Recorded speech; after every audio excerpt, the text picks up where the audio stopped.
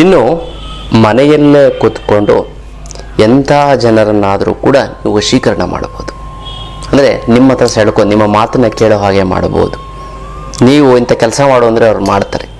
ಮತ್ತು ವ್ಯಾಪಾರದಲ್ಲಿ ಜನ ವಶೀಕರಣ ಆಗಬೇಕು ಅಂತಂದರೆ ಎಲ್ಲವನ್ನು ಕೂಡ ಸಾಧಿಸ್ಬೋದು.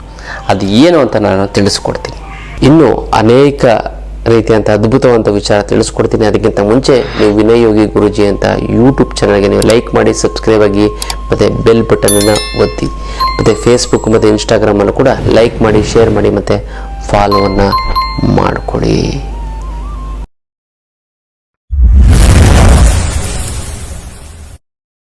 ಇನ್ನು ಇದೇ ಡಿಸೆಂಬರ್ ತಿಂಗಳು ಹಣ ವಶೀಕರಣದ ಆನ್ಲೈನ್ ಕ್ಲಾಸ್ ಇದೆ. ಇದರಲ್ಲಿ ಯಾವ ರೀತಿ ದುಡ್ಡು ಬರಬೇಕು, ಯಾವ ರೀತಿ ದುಡ್ಡು ಹೆಚ್ಚಾಗುತ್ತೆ, ಯಾವ ರೀತಿ ನಮಗೆ ಅನುಕೂಲ ಆಗುತ್ತೆ. ಈಗ ಆಲ್ರೆಡಿ ಮೊದಲು ಮಾಡಿದೆ. ಇನ್ನೂ ವಿಭಿನ್ನವಾಗಿ ಇನ್ನೂ ಹೆಚ್ಚು ತಂತ್ರಗಳನ್ನು ನಾನು ಇಲ್ಲಿ ಹೇಳಿಕೊಡ್ತಾ ಇದ್ದೀನಿ. ಹಳೆಯದು ಯಾವುದೇ ಕಾರಣಕ್ಕೂ ಮತ್ತೆ ಅದು ರಿಪೀಟ್ ಆಗೋದಿಲ್ಲ ಅಂತ ಒಂದು ಅದ್ಭುತವಾದ ತಂತ್ರ ನಿಮಗೆ ಪ್ರಾಕ್ಟಿಕಲ್ ಆಗಿ ನಿಮಗೆ ಮಾಡಿಸುವಂಥದ್ದನ್ನು ನಾನು ನಿಮಗೆ ತಿಳಿಸ್ಕೊಡ್ತೀನಿ ಆ ಒಂದು ಆನ್ಲೈನ್ ಕ್ಲಾಸಲ್ಲಿ. ಗೊತ್ತಲ್ಲ, ಮಿಸ್ ಮಾಡಿದೆ, ಆದಷ್ಟು ಬೇಗ ರಿಜಿಸ್ಟರ್ ಮಾಡ್ಕೊಳ್ಳಿ. ಆನ್ಲೈನ್ ಕ್ಲಾಸ್ಗೆ ತುಂಬ ಅನುಕೂಲ ಆಗುತ್ತೆ, ತುಂಬ ಚೆನ್ನಾಗಾಗುತ್ತೆ. ಮತ್ತು ನೀವು ಯಾವ ರೀತಿ ಜೀವನ ಪರ್ಯಂತ ನಿಮಗೆ ದುಡ್ಡಿಗೆ ಕೊರತೆನೇ ಆಗೋದಿಲ್ಲ, ಆ ರೀತಿ ಒಂದು ತಂತ್ರವನ್ನು ನಾನು ತಿಳಿಸ್ಕೊಡ್ತೀನಿ.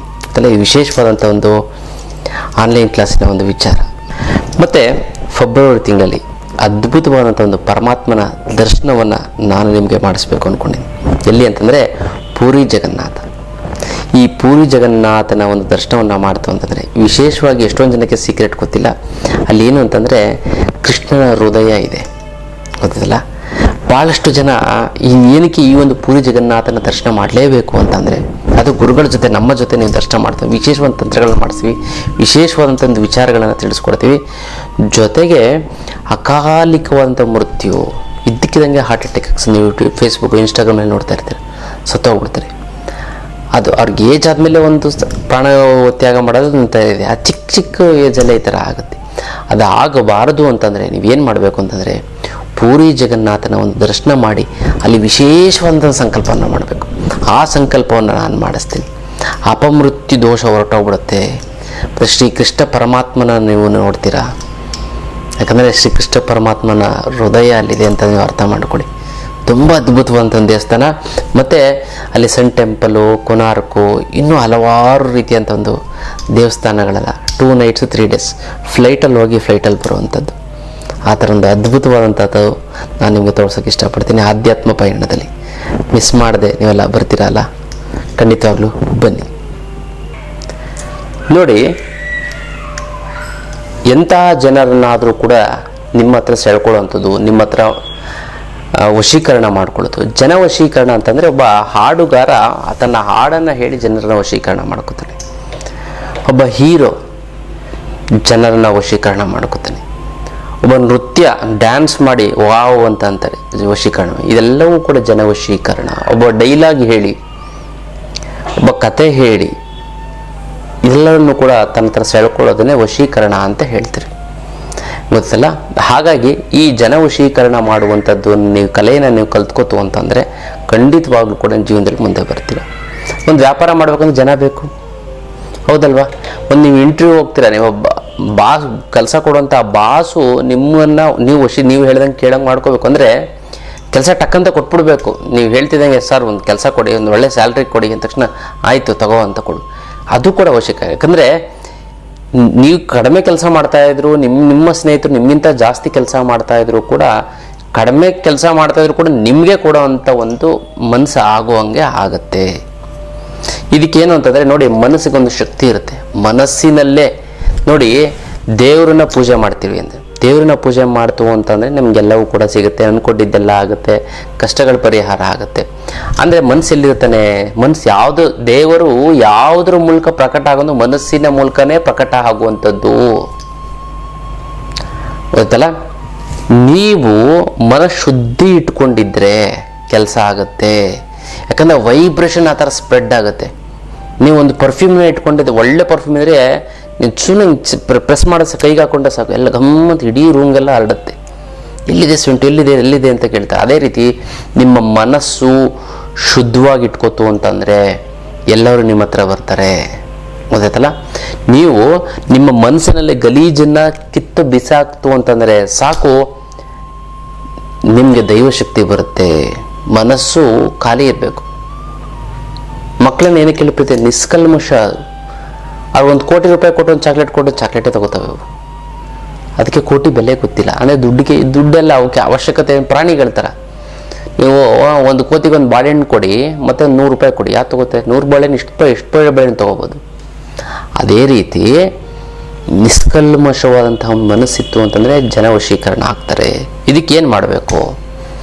ಏನಿಲ್ಲ, ಹಳೇ ದ್ವೇಷಿಗಳನ್ನು ನೀವು ಯಾವಾಗಲೂ ಬೈತಾ ಇರ್ತಿರಲ್ಲ, ಮುಂಡೆ ಮಗ ಸರಿ ಇಲ್ಲ, ಕೆಟ್ಟ ಮಾತಲ್ಲಿ ಬೈತಾ ಇರ್ತಾರೆ, ಅವನು ಹಂಗೆ ಇವನು ಹಿಂಗೆ, ಲೋಪರು, ಪಾಪಿ, ಚಂಡಾಲ್ ಎಲ್ಲೆಲ್ಲ ಬೈದು ಅವನು ಬೈಯೋದ್ರ ಮೂಲಕ ನೀವು ಗಲೀಜಿನ ಇಂಡೈರೆಕ್ಟಾಗಿ ತುಂಬ್ಕೋತಾ ಇರ್ತೀರ. ನಾನೊಬ್ಬನಿಗೆ ಲೋಫರ್ ಅಂತ ಬೈಬೇಕಾದ್ರೂ ಕೂಡ ಮನಸ್ಸಿನಲ್ಲಿ ವಿಷ ಇಟ್ಕೊಂಡೇ ಆ ಒಂದು ಪದ ಬಳಕೆಗೆ ಯೂಸ್ ಆಗುವಂಥದ್ದು, ಅಂದರೆ ಬಾಯಲ್ಲಿ ಬರುವಂಥದ್ದು.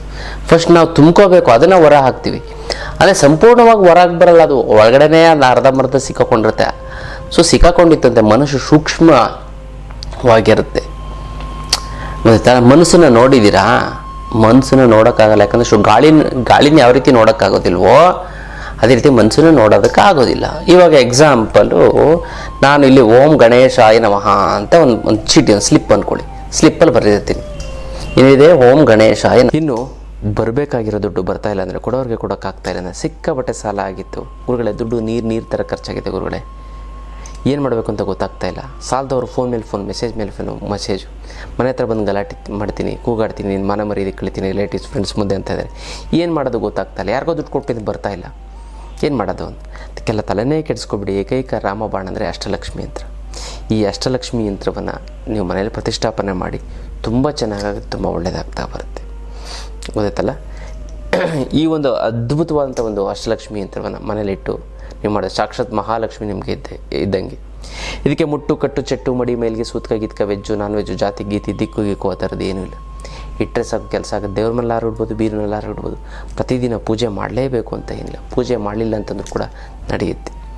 ಈ ಅಷ್ಟಲಕ್ಷ್ಮಿ ಯಂತ್ರವನ್ನು ಮನೇಲಿಟ್ಟು, ಅದರಲ್ಲೂ ಈ ಕಾರ್ತಿಕ ಸೋಮವಾರದ ದಿನ ನೀವು ಅದನ್ನು ತೆಗೆದುಕೊಂಡು ಮನೇಲಿ ಪ್ರತಿಷ್ಠಾಪನೆ ಮಾಡಿದ್ದೇ ಆಯಿತು ಅಂದರೆ ನಿಮ್ಗೆ ಅದ್ಭುತ ಸೃಷ್ಟಿಯಾಗುತ್ತೆ. ನಿಮಗೆ ಎಲ್ಲ ರೀತಿಯಿಂದ ಹಣಕಾಸಿನ ಸಮಸ್ಯೆ ಬಗ್ಗೆ ಮರೆತು ಬಿಡಿ, ಬೇರೆದ ಬಗ್ಗೆ ಯೋಚನೆ ಮಾಡಿ. ಕರ್ಮ ಕಳೆದಿದ್ರೆ ಮಾತ್ರ ಏನು ತೊಗೊಳಕ್ಕಾಗೋದು, ಎಲ್ಲರೂ ಕೂಡ ಅಷ್ಟು ತೊಗೊಳಕ್ಕಾಗೋದು. 10 ಬಾರಿ ಸಂಕಲ್ಪ ಮಾಡಿ, 11ನೇ ಬಾರಿ ಸ್ಟ್ರಾಂಗಾಗಿ ಮಾಡಬೇಕು. ನೀವು ಎಷ್ಟು ಸ್ಟ್ರಾಂಗಾಗಿ ಮಾಡುತ್ತೋ ನಿಮ್ಮ ಮನೇಲಿ ಹೇಗೋ ಬಂದು ನಿಮ್ಗೆ ಅಷ್ಟಲಕ್ಷ್ಮಿ ಯಂತ್ರ ಬಂದಿರುತ್ತೆ, ನಾನು ಕೊಟ್ಟಿರುವಂಥದ್ದು. ನಾವು ಕೊರಿಯಲ್ಲಿ ಕಳಿಸೋದಕ್ಕಾಗೋದಿಲ್ಲ, ನೇರವಾಗಿ ಖುದ್ದು ನನಗೆ ಭೇಟಿಯಾಗಿ ತೆಗೆದುಕೊಂಡು ಹೋಗಿ ನಿಮ್ಮ ಸಮಸ್ಯೆಯನ್ನು ಮರೆತು ಬಿಡಿ. ಹಣಕಾಸಿನ ಸಮಸ್ಯೆಗೆ ರಾಮಬಾಣ ಇನ್ನೇನೂ ಇಲ್ಲ, ಅದಕ್ಕೆ ಅಷ್ಟಲಕ್ಷ್ಮಿ ಯಂತ್ರವೇ ಗೊತ್ತಲ್ಲ, ಅದನ್ನು ಮಾಡ್ಕೊಳ್ಳಿ. ತುಂಬ ಅದ್ಭುತವಾದಂಥ ಒಂದು ಅಷ್ಟಲಕ್ಷ್ಮಿ ಯಂತ್ರ. ನಮಃ ಇದನ್ನೇನು ಓದಿ ಅಂತ ಹೇಳ್ತೀನಿ. ನೀವೇನು ಮಾಡ್ತೀರಾ? ಓಂ ಗಣೇಶಾಯ ನಮಃ. ನನ್ನ ಕೈಯಲ್ಲಿತ್ತಲ್ಲ, ಏನು ಬರ್ಕೊಂಡಿದೆ ಅದನ್ನು ಹೇಳಿ. ಚೀಟಿಲಿ ಏನು ಬರ್ಕೊಂಡಿದೆ ಹೇಳಿದ್ರೆ, ಕೈಯಲ್ಲೇನು ಇಟ್ಕೊಂಡಿದ್ದೆ ಹೇಳಿದರೆ ಓಂ ಗಣೇಶಾಯ ನಮಃ ಅಂತ ಬರ್ದಿದ್ದಲ್ಲ, ಅದೇ ಗುರುಗಡೆ ಓಂ ಗಣೇಶಾಯ ನಮಃ. ಮತ್ತು ಅಲ್ಲೇ ಇದೆಯಲ್ಲ ಅದು, ಮತ್ತು ಹೆಂಗೆ ನಿಮ್ಮ ತಲೆಗೆ ಬಂತು? ಅದು ಸೂಕ್ಷ್ಮ ರೂಪದಲ್ಲಿ ಬಂತು. ಅಂದರೆ ನಿಮ್ಮ ಮನಸ್ಸು ಅದನ್ನು ಒಳಗಡೆ ಹಾಕೋತು. ಗೊತ್ತಾಯ್ತಲ್ಲ? ಅದೇ ಮನಸ್ಸು. ಈಗ ಎಕ್ಸಾಂಪಲ್ಲು ಏನು ಅಂತಂದರೆ, ನಾವು ಮನಸ್ಸು ಅಂತಂದರೆ ಏನು ಗೊತ್ತಾ? ಆಹಾರ ಅಂದರೆ ಏನು ಗೊತ್ತಾ? ನಾವು ಯಾವ್ಯಾವುದನ್ನು ಒಳಗಡೆ ತಗೋತೀವೋ ದೇಹದ ಒಳಗಡೆ ಎಲ್ಲವೂ ಕೂಡ ಆಹಾರವೇ. ನಾವು ನೀರನ್ನು ಕುಡಿತೀವಿ, ಅದು ಆಹಾರ. ತಿಂಡಿಯನ್ನು ತಿಂತೀವಿ, ಅದು ಒಳಗಡೆ ಹೋಗುತ್ತೆ. ಅದೇ ರೀತಿ ಶಬ್ದವನ್ನು ಕೇಳ್ತೀವಿ, ಅದು ಕೂಡ ಆಹಾರ. ಯಾಕಂದರೆ ಬ್ರೈನ್ಗೆ ಹೋಗುತ್ತೆ. ಅದಕ್ಕೆ ಒಳ್ಳೆ ಮಾತು, ಒಳ್ಳೆ ವಿಚಾರಗಳನ್ನು ಕೇಳಬೇಕು. ಒಳ್ಳೆ ತತ್ವ ಸಿದ್ಧಾಂತವನ್ನು ಕೇಳಿ ಕಿವಿ ಒಳಗಡೆ ಬ್ರೈನಿಗೆ ತುಂಬ್ಕೋಬೇಕು. ಒಳ್ಳೆ ಮಾತುಗಳನ್ನು ಕೇಳಬೇಕು, ಅದು ಆಹಾರ. ಮತ್ತು ನಿಮಗೆ ನೀವೇ ಕೆಟ್ಟ ಮಾತನ್ನು ಕೇಳಿದ್ರೆ ಅದು ಬ್ರೈನ್ ಒಳಗಡೆ ಕೂತ್ಕೊಂಡು ನಿಮ್ಮನ್ನು ಹಾಳು ಮಾಡುತ್ತೆ. ಗೊತ್ತಾಯ್ತಲ್ಲ? ಅದಕ್ಕೋಸ್ಕರ ನೀವು ಏನು ಮಾಡಬೇಕು ಅಂತಂದರೆ, ಹಳೆಯ ದ್ವೇಷಿಗಳನ್ನ, ಶತ್ರುಗಳನ್ನು ಕ್ಷಮಿಸಬೇಕು. ಅವ್ನಿಗೇನು ಬೈಯೋಕ್ಕಾಗಲ್ಲ, ಹೊಡೆಯೋಕ್ಕಾಗಲ್ಲ, ಹಿಂಸೆ ಕೊಡೋ ಬೈದು ಬಿಟ್ಟಿರ್ತಾರೆ, ಆಗೋಗಿರ್ತಾರೆ, ದೂರ ಆಗಿರ್ತಾರೆ. ನೀವು ಬೈದು ಶತ್ರುಗಳನ್ನ ಮಾಡಿ ಕಸ ತುಂಬ್ಕೊಂಡಿರ್ತೀರಿ. ಆ ಕಸ ಹೊರಗಡೆ ಹಾಕೋಕ್ಕಾಗದೆ ಇನ್ನಷ್ಟು ನಿಮ್ಮ ಮನಸ್ಸಿಗೆ ಹಾಳು ಮಾಡಿ ಶತ್ರುತ್ವ ಯಾರನ್ನು ನೋಡಿದ್ರೂ ಕೂಡ ಶತ್ರು ಮನೋಭಾವನೆ ಇಟ್ಕೊಳ್ಳೋ ಹಾಗೆ ಮಾಡುತ್ತದೆ. ಹಾಗಾಗಿ ಅದೊಂದು ವಿಚಾರ, ಅದನ್ನು ಮಾಡ್ಕೊಳ್ಳಿ. ಮತ್ತು ಹಳೆ ದ್ವೇಷಿಗಳನ್ನು ನಾವು ದೂರ ಮಾಡಬೇಕು ಅಂತಂದರೆ ಏನು ಮಾಡಬೇಕು ಅಂತ ಫಸ್ಟ್ ಕ್ಷಮಿಸಬೇಕು. ಆಯಿತು, ಹಾಳಾಗೋಗ್ಲಿ, ಅವನ ಕರ್ಮಕ್ಕೆ ಅವನು ಹೋಗ್ತಾನೆ, ಗೊತ್ತಲ್ಲ, ಆ ದೇವ್ರು ನೋಡ್ಕೊತಾನೆ, ಬಿಡು ಅಂತ ಮರಿಬೇಕು. ಆಯಿತು, ಹಾಳಾಗೋಗ್ಲಿ ಬಿಡು, ಹೋದ ಜನ್ಮದಲ್ಲಿ ಏನು ಋಣ ತಿಂದಿದ್ನೋ ಅಂತ ಅಂದ್ಬಿಟ್ಟು ಕ್ಷಮಿಸ್ಬೇಕು. ಅವಾಗ ಮನಸ್ಸಿನ ಭಾರ ಕಡಿಮೆ ಆಗುತ್ತೆ. ಆಮೇಲೆ ಒಂದು ಒಳ್ಳೆ ಕ್ಷಮಿಸಬೇಕು. ಮತ್ತು ನೀವು ಮನೆಯಲ್ಲಿ ಒಳ್ಳೆ ವಾತಾವರಣದಲ್ಲಿ ಜಾಗದಲ್ಲಿ ಕೂತ್ಕೊಂಡು ನಿಮ್ಮ ಸುತ್ತಮುತ್ತಲಿರುವಂತಹ ಜನರು ಏನಿದೆ ಅವರೆಲ್ಲ ನನ್ನ ಹೊಗಳ್ತಾ ಇದ್ದಾರೆ ಅಂತ ಭಾವಿಸಿಕೊಳ್ಳಬೇಕು.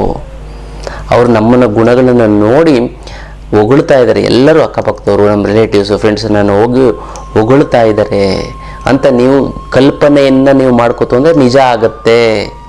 ಅವ್ರು ನಿಜವಾಗ್ಲೂ ಹೊಗಳ್ತಾರೆ. ಅವ್ರು ಹೊಗಳಿದ್ದಾರೆ ಅಂದರೆ ನಿಮ್ಮನ್ನು ಅವರು ನಿಮಗೆ ವಶೀಕರಣ ಆಗಿದ್ದಾರೆ ಅಂತ. ಸುಮ್ಮನೆ ಚೆನ್ನಾಗಿ ಮಾತಾಡ್ತೀಯಪ್ಪ, ಚೆನ್ನಾಗಿ ನೋಡ್ತೀಯ, ಚೆನ್ನಾಗಿ ಕೆಲಸ ಮಾಡ್ತೀಯ, ಚೆನ್ನಾಗಿ ಹೆಲ್ಪ್ ಮಾಡಿದೆ, ಇದೆಲ್ಲವೂ ಕೂಡ ಸುಮ್ಮನೆ ಬರಲ್ಲ. ಸೊ ನೀವು ಎಷ್ಟು ಅವರೆಲ್ಲ ಹೊಗಳಿದೆ ಅಂತ ಪ್ರತಿನಿತ್ಯ ನಾವು ಹೊಗಳ್ತಾ ಇದ್ದಾರೆ ಅಂತ ನಾವು ಕಲ್ಪನೆ ಮಾಡ್ಕೊಂಡು ನಿಮ್ಗೆ ಅದಾಗುತ್ತೆ. ಅಲ್ಲ, ಇದು ವಿಶೇಷವಾದಂಥ ಒಂದು ಅದ್ಭುತವಾದಂಥ ಒಂದು ತಂತ್ರ. ಇದನ್ನು ಮಾಡ್ಕೊಳ್ಳಿ, ತುಂಬ ಚೆನ್ನಾಗಾಗುತ್ತೆ. ಮತ್ತು ಯಾರ್ಯಾರಿಗೆ ಮನಸ್ಸು ಶುದ್ಧಿಯಾಗಿ ಜನವಶೀಕರಣ ಆಗಬೇಕು, ಅಮ್ಮ ನಿಮ್ಮ ಹೆಸರನ್ನು ಕಮೆಂಟ್ಸ್ ಮಾಡಿ, ಅಮ್ಮ ಐಶ್ವರ್ಯ ಲಕ್ಷ್ಮಿ ನಿನ್ನ ಆಶೀರ್ವಾದ ಸದಾ ನನ್ನ ಮೇಲೆ ಇರೋದಕ್ಕೆ ನನಗೆ ಶತಕೋಟಿ ನಮಸ್ಕಾರ ಅಂತ ಕಮೆಂಟ್ ಮಾಡಿ ಕಳಿಸಿ. ನಾನು ಇಲ್ಲಿ ಸಂಕಲ್ಪವನ್ನು ಮಾಡ್ತೀನಿ, ನೀವು ತಂತ್ರವನ್ನು ಮಾಡಿ ಒಂದಕ್ಕೊಂದು ಸೇರಿ ತುಂಬ ಚೆನ್ನಾಗಿ ತುಂಬ ಒಳ್ಳೆಯದಾಗ್ತಾ ಬರ್ತೀವಿ. ಇದು ವಿಶೇಷವಾದಂಥ ಒಂದು ತಂತ್ರದ ವಿಚಾರ.